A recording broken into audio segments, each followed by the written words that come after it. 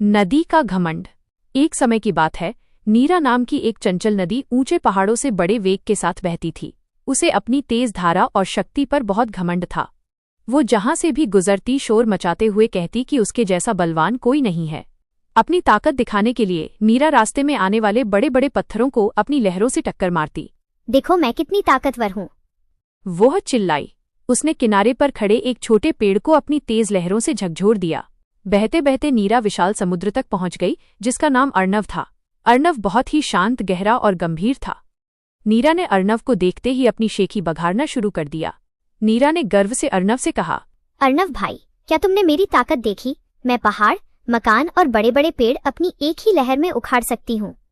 इस दुनिया में ऐसा कुछ भी नहीं है जिसे मैं तोड़ न सकूं। अर्णव नीरा की बातें सुनकर धीरे से मुस्कुराया। उसने किनारे की ओर इशारा करते हुए कहा, नीरा, तुम सच में बहुत बलवान हो, लेकिन क्या तुम मेरे लिए किनारे पर उगी उस छोटी सी घास को उखाड़ कर ला सकती हो? नीरा ने ठहाका लगाया और बोली, बस घास? ये तो मेरे लिए बच्चों का खेल है। वो पूरी ताकत बटोरकर किनारे की ओर कुशा नाम की घास के एक नन्हे गुच्छे की तरफ तेजी से बढ़ी। जैसे ही नीरा का तेज पानी कुशा के पास पहुंचा, कुशा ने लड़ने के बजाय खुद को पानी के साथ नीचे झुका लिया।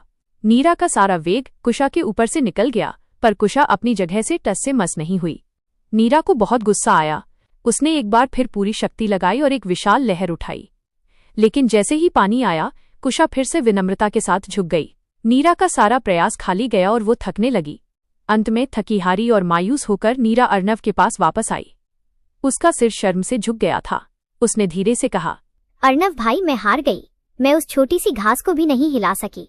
अर्णव ने प्यार से समझाया, नीरा, जो कठोर होता है वो टूट जाता है, लेकिन जो विनम्र होता है और समय पड़ने पर झुकना जानता है, उसे कोई नहीं हरा सकता।